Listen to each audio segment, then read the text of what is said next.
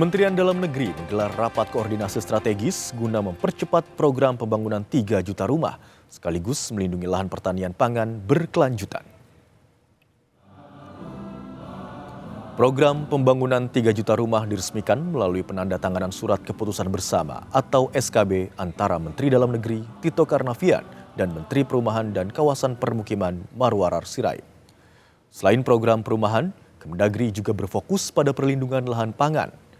Hal ini diwujudkan melalui penandatanganan surat edaran bersama atau SEB antara Mendagri dengan Menteri ATR Kepala BPN. Kebijakan ini mengatur pengintegrasian lahan pertanian pangan berkelanjutan ke dalam rencana tata ruang wilayah serta rencana detail tata ruang di tingkat kabupaten dan kota. Kedua aturan baru ini diharapkan dapat menjadi pedoman bagi pemerintah daerah dalam menjaga keseimbangan antara pembangunan infrastruktur dan ketahanan pangan nasional. Yang saya hormati Menteri Perumahan dan Kawasan Permukiman Bapak Marwarar Sirait beserta jajaran yang hadir di ruang rapat Kementerian Dalam Negeri ini, kemudian Menteri Agraria dan Tata Ruang, Kepala Badan Pertanian Nasional Bapak Haji Nusron Wahid serta jajaran, juga Kepala Badan Pusat Statistik Ibu Amalia Anininggar PhD beserta jajaran, rekan-rekan kepala daerah, baik gubernur, bupati, wali kota atau yang mewakili, serta segenap jajaran, dan juga rekan-rekan pejabat pimpinan tinggi media kementerian lembaga yang hadir di ruangan ini, Bapak-Ibu sekalian. Pertama-tama saya mengucapkan terima kasih banyak di sore hari atau malam hari ini, hari Jumat juga, kita masih terus bekerja, dan pada hari ini, sore hari ini ada dua momentum penting, dua penandatanganan, baik itulah keputusan bersama maupun surat edaran bersama. Yang pertama adalah keputusan bersama antara Menteri Perumahan dan Kawasan Permukiman dengan Menteri Dalam Negeri, yang intinya sebenarnya ada dua. Kita tahu bahwa ini mendukung program percepatan pembangunan 3 juta rumah yang merupakan program unggulan Bapak Presiden Prabowo Subianto. Dari awal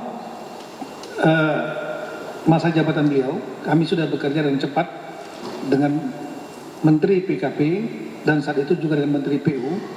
Di antaranya adalah untuk membuat harga perumahan, rumah khususnya, lebih murah untuk masyarakat berpenghasilan rendah, MBR istilahnya. Maka ada beberapa kebijakan yang kita buat bersama 3 menteri, yaitu membebaskan BPHTB, biaya perolehan hak tanah bangunan, yang harusnya itu adalah dibayar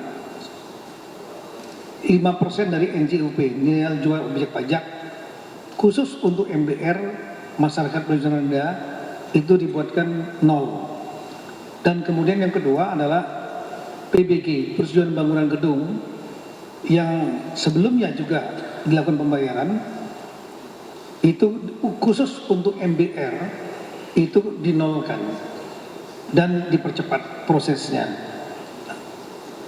Putusan ini sudah dilaksanakan tanggal 25 November 2024.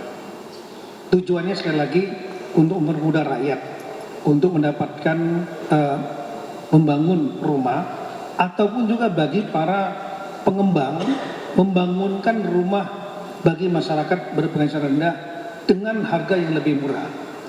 Dan bagi daerah jangan khawatir kalau PAD-nya menjadi berkurang.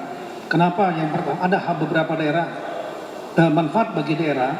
Yang pertama, dengan adanya kebijakan ini akan mendorong persoalan perumahan yang dihadapi oleh seluruh kepala daerah, ya, baik yang tidak punya rumah ataupun enggak layak rumahnya, yang menjadi beban tanggung jawab kepala daerah itu menjadi lebih ringan dengan adanya program dari Kementerian PKP dan kementerian lainnya untuk kebijakan Bapak Presiden yang perlu rakyat untuk 3 juta rumah per tahun. Yang kedua adalah rekan-rekan, selain beban yang berkurang pada daerah, rekan-rekan kepala daerah juga ini betul-betul peduli kepada rakyat yang tidak berpenghasilan rendah yang tidak memiliki rumah atau rumah yang tidak layak. Karena akan membangunkan ekosistem pembangunan baik sendiri ataupun oleh pengembang. Nah, yang berikutnya lagi adalah rekan-rekan dari segi benefit. Memang dengan dinolkan pada saat pertama, tapi pada saat berikutnya, maka dengan adanya bangunan berdiri yang semula tanah kosong idle hanya diberikan pajak tanahnya saja, bumi, berikutnya akan ada pajak bumi dan bangunan. Jadi akan diuntungkan pada tahun-tahun berikutnya. Nah, kemudian dengan adanya program ini sudah dilaksanakan, saya terima kasih banyak karena seluruh kepala daerah sudah membuat peraturan kepala daerah untuk MBR, pembebasan BPHTB dan MBG, saya ulangi PBG, dan sudah berjalan. Sudah berjalan, kami mengevaluasi tiap minggu. Banyak daerah yang kita lihat pembangunan rumahnya bergerak, termasuk developer juga bergerak semua untuk membangun rumah bagi masyarakat bangsa dan negara. Namun pada bulan April 2025, Menteri PKB Pak Faruk Said melihat situasi lapangan, berusaha untuk memperluas cakupan masyarakat berpenghasilan rendah.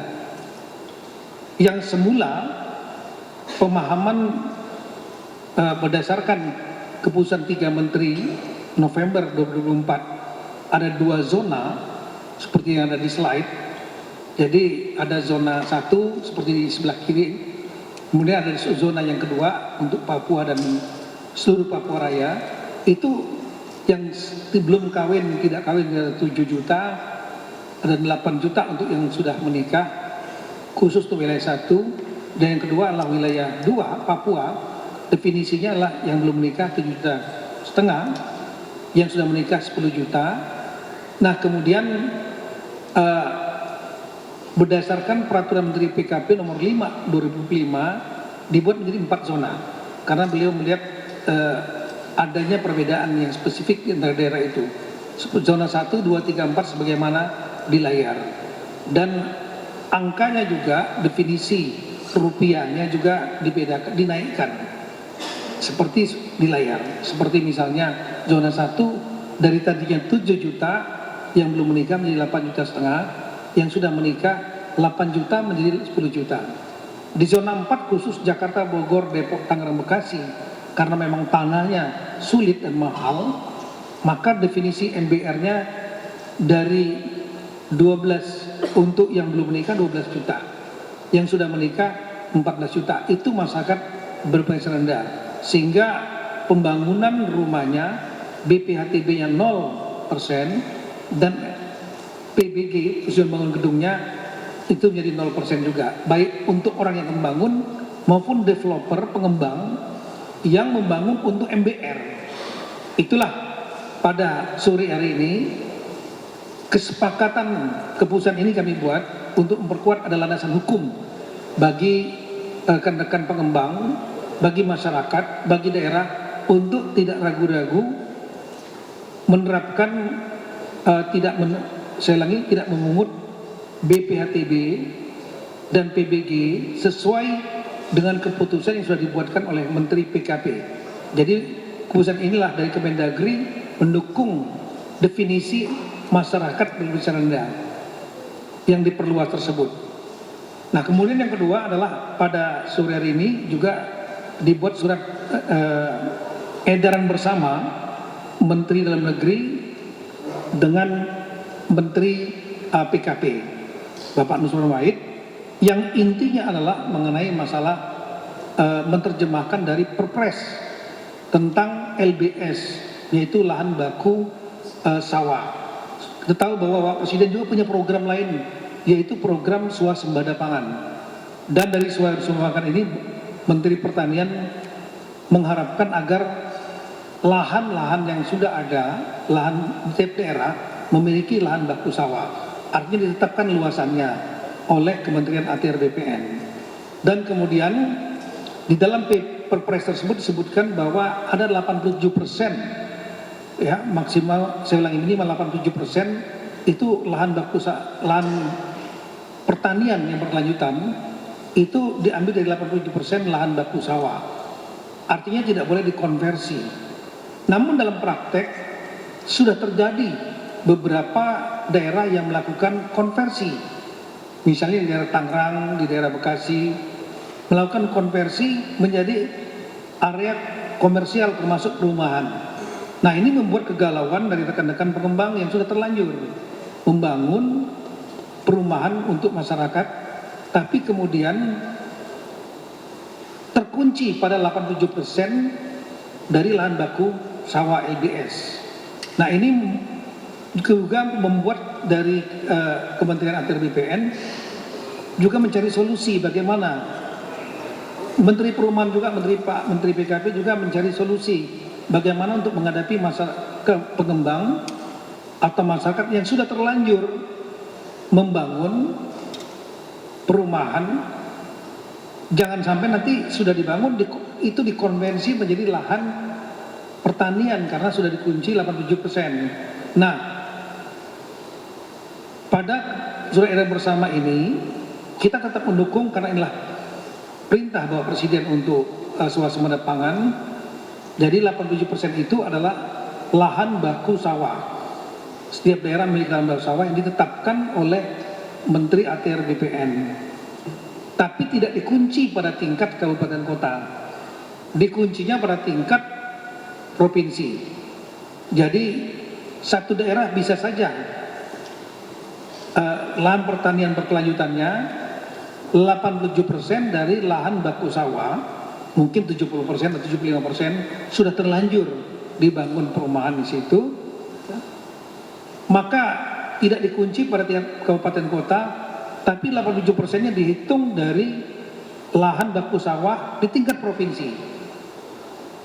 Jadi gubernur yang akan mengkompensasi, mencarikan kompensasi di daerah-daerah yang masih kosong, ya masih banyak lahan yang kosong, dikonversi, tidak itu tetap menjadi lahan baku sawah untuk mengkompensasi daerah yang sudah terlanjur, misalnya di Tangerang sudah terlanjur menjadi daerah perumahan, sehingga ada kejelasan bagi pengembang untuk mendapatkan sertifikat. Dan dari Kementerian ATR BPN juga ada kejelasan kepastian bisa untuk membuat sertifikat bagi daerah yang sudah terlanjur memberikan sudah menjadi lahan perumahan oleh pengembang untuk rakyat gitu. Nah, ini keputusan bersama ini memberikan kepastian dan juga landasan dalam rangka untuk sertifikasi tadi, tanpa menafikan program swasembada pangan, yaitu lahan pertanian berkelanjutan 87% dari LBS atau lahan baku sawah di tingkat provinsi. Itulah rekan-rekan. Tapi nanti teknis akan ada follow up dengan aturan yang lain nanti dengan Menteri lengkap Mendagri, Menteri ATR BPN, Menteri Pertanian dan Menteri Perumahan Kawasan Pemukiman. Didukung juga oleh BPS. Tujuan kita dua program utama pro rakyat ini, yaitu swasembada pangan pertanian tetap berjalan, dan kemudian program perumahan bagi masyarakat yang berpenghasilan rendah, program untuk rakyat yang tidak punya rumah maupun yang rumahnya tidak layak huni, dua-duanya berjalan. Ini kebijakan Presiden yang harus kita dukung. Dan ini semua kami bisa berkumpul di sini. Terima kasih kepada Bapak Sekretaris Kabinet, Bapak Teddy Indra Wijaya, yang sudah mengkoordinasikan di kami semua, sehingga kami bisa duduk bersama di tempat ini dan membuat surat edaran bersama dengan Menteri PKP, saya ulangi dengan Menteri ATR BPN, sehingga masalah pertanian juga jalan, swasembada pangan, perumahan juga bisa diselesaikan. Termasuk juga tadi bisa bersama dengan Menteri PKP memberikan juga kejelasan adanya cakupan yang lebih luas, sehingga masyarakat berpenghasilan rendah ini akan dapat dibantu dengan kebijakan oleh Bapak Menteri PKP. Sekali lagi terima kasih banyak atas kebesaran hati dari rekan-rekan Menteri PKP terutama yang menginisiasi, dan kemudian juga Bapak Menteri ATR BPN dan jajarannya nanti pasti akan disosialisasikan. Terima kasih kepada Ibu Kepala BPS. Kita mendukung program Presiden dua yang utama ini, swasembada pangan pertanian dan juga perumahan, dan terima kasih sekali lagi kepada Bapak Sekretaris Kabinet yang mengkoordinasikan kita semua. Assalamualaikum warahmatullahi wabarakatuh. Yang selalu mendukung dan paling banyak acaranya sama Menteri Perumahan.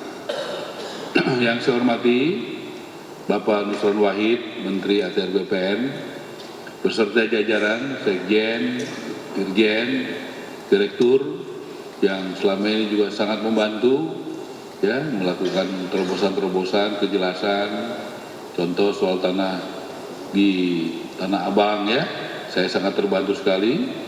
Saya sudah laporkan kepada Bapak Presiden dengan menggunakan juga argumentasi dasar-dasar yang disampaikan oleh Menteri ATR dan jajaran, sehingga kita bisa menjelaskan dan bagaimana tanah-tanah milik negara itu bisa benar-benar digunakan untuk kepentingan negara, kepentingan rakyat, terutamanya rakyat kecil.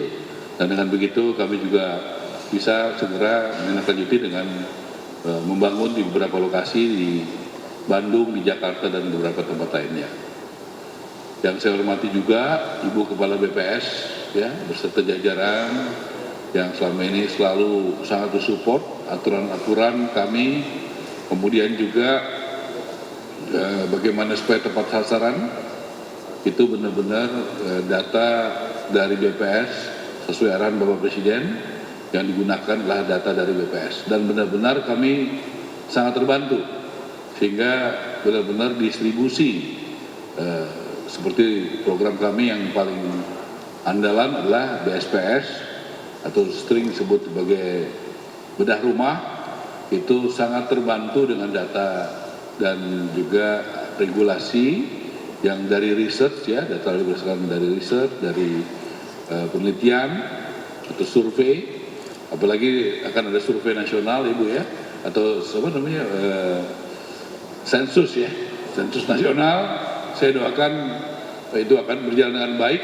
Kami juga sudah minta tolong menitipkan beberapa pertanyaan, di antaranya juga dari Pak Ketua Satgas, Pak Asim, seperti berapa sih rakyat yang membutuhkan rumah atau yang belum punya rumah, berapa sih yang sudah punya rumah tetapi tidak layak huni, by name by address. Saya yakin dengan data nanti tidak ada lagi bantuan-bantuan dari negara yang tidak tepat sasaran. Ya, jangan sampai nanti yang kaya yang sudah ekonominya baik dapat, tetapi yang justru yang membutuhkan, yang masih masyarakat berpenghasilan rendah tidak. Jadi saya sangat merasa terbantu. Bapak Ibu sekalian, saya berterima kasih sekali atas saran Presiden. Kita semuanya kompak ya, bagaimana hari ini Mendagri menjadi tuan rumah fasilitasi, tentu bukan baru sekali ya, juga mensupport aturan surat edaran dengan Pak Nusron, kemudian juga bersama dengan kami, dengan Pak Ibu Kepala BPS dan juga Pak Nusron hadir pada hari ini dengan jajaran dan BPS yang sangat mendukung sektor perumahan. Terus terang saya merasa didukung. Ya, hari ini acara fokus mendukung kepada Kementerian Perumahan. Tepuk tangan buat semuanya yang sudah mendukung. Ya. Ya. Dan saya juga harus berterima kasih dari hati yang paling dalam. Ya, bahwa koordinasi, komunikasi yang terbuka, yang efektif. Sini juga hadir teman-teman pengembang ya, ada ketua umum asosiasi hadir, mudah-mudahan cukup lengkap. Mudah-mudahan ini bisa menjawab permasalahan-permasalahan yang ada. Memang perlu komunikasi, koordinasi dan sebagainya, dan supaya bisa berjalan dengan baik. Barusan saya mohon maaf terlambat karena saya juga diundang rapat dengan Ketua Dirgantara Pak Rosan, Pak Doni, dan juga dengan Pak James supaya segera bisa pembangunan di Mekarta bisa berjalan dengan baik. Nanti mohon Pak Nusron supportnya, bantuannya juga, karena banyak juga nanti proses-proses sesuai prioritas Presiden, juga adalah soal perlunya dibangun ada kota satelit yang sudah selesai disurvei oleh tim kami, kemudian juga rumah susun yang juga ada di perkotaan, supaya nanti di perkotaan juga bisa segera dibangun secara masif. Jadi saya tolong jajaran kami, Pak Sekjen, Dirjen, staf-staf Eselon 1 untuk koordinasi dengan timnya Pak Nusron dengan baik, karena nanti banyak, tadi Pak Nusron sudah akan mengundang, nanti Pak Nusron saja yang mengumumkan ya untuk minggu depan. Satu lagi sumbangan support yang luar biasa dari Kementerian ATR, BPN kepada perumahan. Ya, mudah-mudahan minggu depan kita bisa menghadiri ya acara bersama Pak Nusron, juga nanti bersama-sama dengan Kementerian Dalam Negeri, BPS, supaya makin baiklah rakyat kita ini mendapatkan perhatian-perhatian dari negara hadir dengan segala macam kebaikannya, termasuk yang akan dibuat oleh Pak Nusron minggu depan. Saya rasa itu, terima kasih sekali lagi dukungannya Pak Mendagri, Pak Nusron, juga Ibu Winnie, dan saya juga ucapkan terima kasih kepada Bapak Presiden Prabowo, dan betul tadi dikoordinasikan dengan sangat baik oleh Bapak Setkap, Datuk Teddy, koordinasi sampai detail, dan berkali-kali supaya semuanya tepat sasaran. Sekali lagi terima kasih untuk semuanya. Wassalamualaikum warahmatullahi wabarakatuh. Warahmatullahi wabarakatuh. Yang kami hormati Bapak Menteri Dalam Negeri, Bapak Jenderal Polisi Tito Karnavian, Bapak Menteri PKP, Bapak Muhammad Syahid, Ibu Kepala BPS, Bapak-bapak semua yang kami hormati. Surat edaran yang kami tanda tangani hari ini bersama Pak Mendagri, ini solusi yang sifatnya sementara. Karena solusi yang permanen tetap haruslah berupa revisi RT/RW atau rencana tata ruang dan wilayah. Karena itu Bapak-bapak sekalian, kalau kita menunggu revisi RT/RW berdasarkan dengan PP nomor 21 tahun 2021 baru bisa direvisi selama nunggu siklus 5 tahunan, maka program ini menjadi stuck perumahan. Supaya tidak stuck, kita keluarkan surat edaran ini yang intinya memberikan kesempatan kepada bupati dan kepala daerah untuk menetapkan LP2B sementaranya untuk dianggap menjadi bagian yang tidak terpisahkan dari RT/RW. Nanti sebentar lagi insya Allah PP 21 nomor 21 tahun 2021 tentang tata ruang sekarang ini sudah di meja Bapak Presiden. Begitu revisi PP 21 tentang penataan ruang ditandatangani hasil revisinya, maka kita harapkan semua kepala daerah, baik itu provinsi, gubernur, maupun kabupaten kota, untuk segera melakukan perubahan RT/RW, baik RT/RW provinsi maupun RT/RW kabupaten. Kenapa demikian? Karena di dalam revisi PP 21 tahun 2021 itu akan dibuka. RT/RW boleh diubah secara parsial dan di tengah waktu sebelum 5 tahun. Meskipun tidak holistik, hanya parsial untuk dibuka. Jadi misal karena terhambat masalah ada putusan tentang LP2B yang harus 87%, maka itu bisa dilakukan perubahan demi untuk mengakomodasi kepentingan perumahan maupun sektor-sektor yang lain seperti sektor industri maupun sektor pariwisata maupun sektor-sektor yang lain. Ini yang pertama. Yang kedua, saya terima kasih sekali Bapak Menteri PKP sudah membuat Permen nomor 5 di mana kami mendapatkan mandat dari Bapak Presiden untuk tahun ini dan tahun depan juga melakukan sertifikasi gratis buat MBR, masyarakat rumah untuk masyarakat berpenghasilan rendah. Sehingga nanti dengan ajuan Permen nomor 5 akan kita buat ajuan, ternyata sudah ketemu rumusannya penghasilan berapa tadi yang akan menjadi CPCL, calon penerima daripada sertifikat yang gratis tersebut. Hanya sekali lagi saya minta tolong kepada teman-teman di Menteri PKP sama ATR BPN, ketentuan calon penerimanya mohon dirigidkan. Karena ini menyangkut keuangan negara, saya tidak ingin terjadi manipulasi maupun dispute tentang penerima yang harusnya dia tidak penghasilan seperti itu, tetapi mengaku-ngaku penghasilan yang di bawah, sehingga suatu hari petugas ATR BPN yang mensertifikatkan bisa diucek-ucek sama APH. Apa ucek-ucek bahasa Indonesia ini?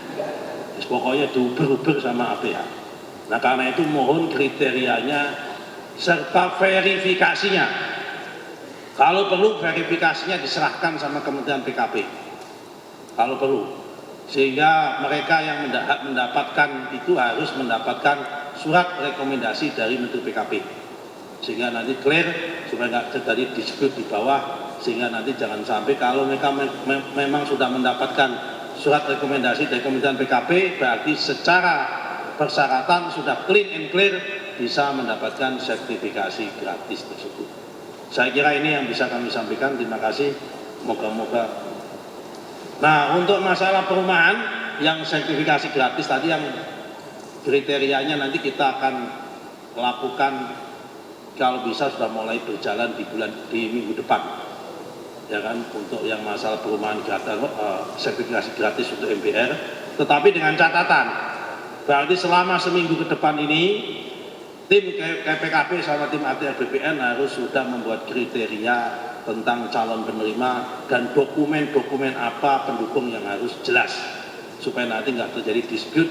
Jangan buat hal-hal yang sifatnya multitafsir, yang itu nanti membuat teman-teman APH bisa masuk.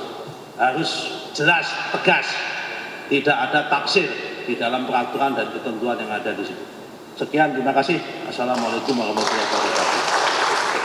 Menteri PKP Pak Marus Sirait, selain masalah perluasan masyarakat berpenghasilan rendah, definisi MPR juga adalah tentang masalah penggunaan domisili, masalah penyelesaian masalah domisili.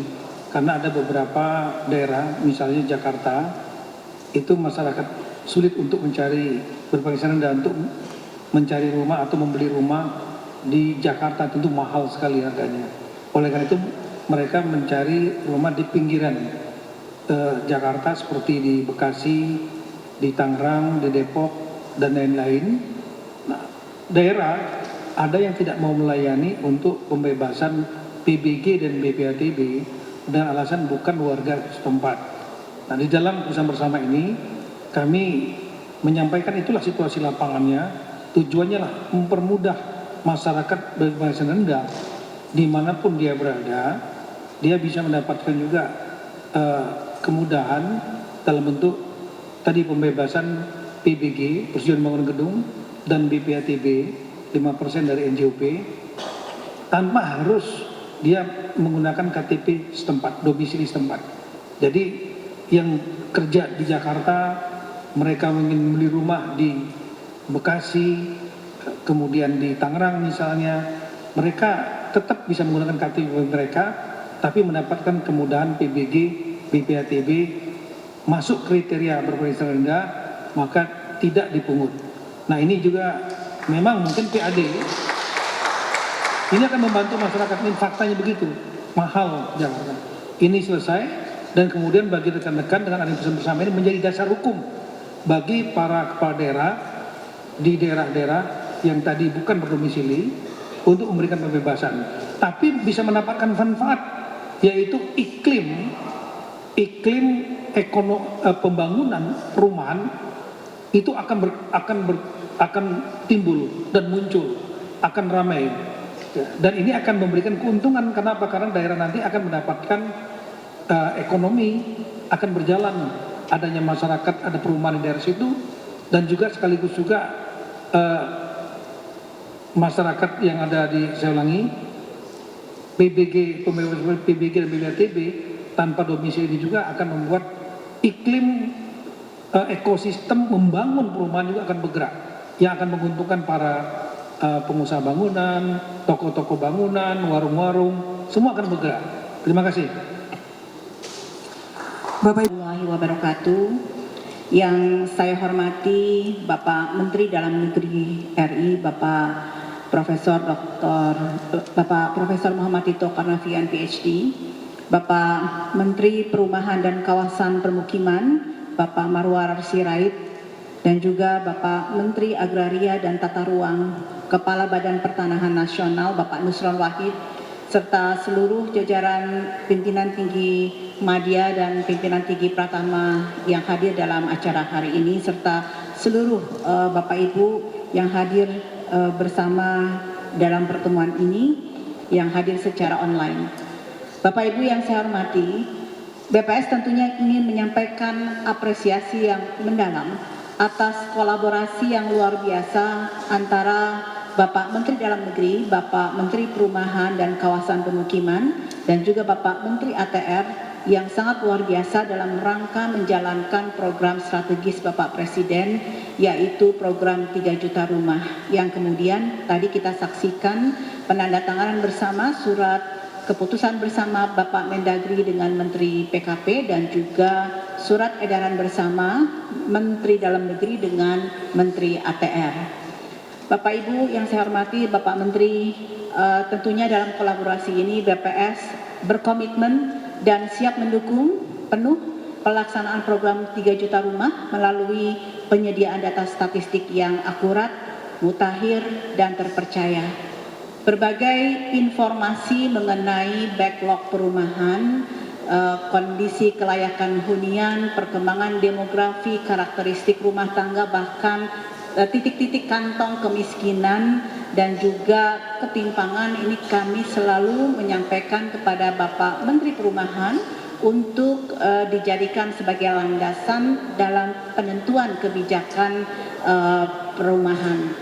Bapak Ibu yang saya hormati, sebagai contoh tentunya data backlog perumahan yang selalu dimanfaatkan oleh Bapak Menteri PKP adalah jumlah kepemilikan rumah atau yang kita sebut dengan backlog 1, di mana tahun 2025 berdasarkan survei sosial dan ekonomi nasional di Indonesia saat ini terdapat 9,64 juta rumah tangga yang belum memiliki rumah sendiri pada tahun 2025. Kemudian untuk backlog 2 ini juga yang selalu digunakan oleh Bapak Mendagri dan juga Bapak Menteri Perumahan mengenai backlog 2 adalah kelayak hunian. Berdasarkan Susenas 2025, di Indonesia terdapat 18,8 juta rumah tangga yang rumahnya milik sendiri tetapi tidak layak huni. Paling banyak di Jawa Barat, kemudian Jawa Tengah, dan juga Jawa Barat, Jawa Timur, Jawa Tengah, kemudian Banten, dan yang kelima terbesar adalah DKI Jakarta, di mana di DKI Jakarta saja ada 824 ribu rumah tangga yang rumahnya tidak layak huni. Bapak Ibu yang saya hormati, selain itu kami juga terus mendukung program 3 juta rumah ini. Salah satunya adalah kami melakukan kajian mengenai pentingnya pembaharuan dari kriteria masyarakat berpenghasilan rendah. Nah, waktu itu yang tadi sudah disampaikan oleh Bapak Mendagri, kami menelaah atas permintaan Bapak Menteri Perumahan, di mana ternyata kriteria MBR yang ditetapkan pada saat lalu itu berdasarkan hasil kajian kami perlu direvisi karena tidak sesuai dengan kondisi dan perkembangan harga maupun kondisi masyarakat, pendapatan masyarakat terkini. Ini yang dulu, yang sebelumnya, kemudian kami melakukan kajian dan kemudian kami memberikan usulan kepada Bapak Menteri Perumahan untuk memperlebar kriteria MBR, tetap batas atas desil 8 tetapi batas atasnya dinaikkan dan juga dilakukan penambahan zona. Terdapat perbedaan di antara zona-zona tersebut karena setiap wilayah ini ternyata memang memiliki standar hidup yang berbeda-beda. Oleh sebab itu, dengan melebarkan zona dari 2 menjadi 4 dan juga menaikkan batas atas MDR ataupun merevisi kriteria MDR dengan nilai yang lebih tinggi, ini meningkatkan akses masyarakat terhadap subsidi rumah yang kemudian Bapak Menteri Perumahan menetapkan yang melalui Permen PKP nomor 5 tahun 2025. Terakhir Bapak dan Ibu, untuk bedah rumah rakyat ataupun program BSPS, kami juga fully support terhadap kebijakan Bapak Menteri Perumahan dan Pak Mendagri, dan tentunya Pak Menteri Perumahan selalu mengedepankan pemanfaatan data statistik. Misalnya contohnya adalah untuk menegakkan aspek berkeadilan, beliau menggunakan data jumlah penduduk miskin dan juga persentase kemiskinan termasuk rasio Gini dan indeks kedalaman kemiskinan. Demikian tentunya sekali lagi saya ingin menyampaikan apresiasi yang luar biasa karena inilah dengan data-data statistik inilah Bapak Menteri Perumahan dan juga Pak Mendagri serta Pak Menteri ATR dapat terus menghasilkan kebijakan yang lebih tepat sasaran. Terima kasih. Assalamualaikum warahmatullahi wabarakatuh. Sensus ekonomi 2006 ini sudah mulai bergerak dan saya sudah menyampaikan kepada seluruh gubernur, bupati, wali kota bahwa manfaat dari sensus ekonomi ini sangat-sangat luar biasa karena bisa mengupdate situasi ekonomi daerah, seluruh daerah masing-masing, dan kemudian dapat digunakan nantinya bukan hanya pemerintah pusat, Pemda akan bisa memanfaatkan untuk membuat kebijakan tentang keadaan ekonomi daerah masing-masing daripada membuat sensus sendiri. Kalau sensus sendiri menggunakan APBD sudah mahal biayanya, kemudian juga nanti belum tentu akurat dan juga mencari orang yang juga nggak gampang. Jadi BPS bekerja, ya daerah istilahnya kita bisa mendompleng dapat keuntungan, bisa mendapatkan data tiap-tiap daerah. Makasih. Mohon dukungannya.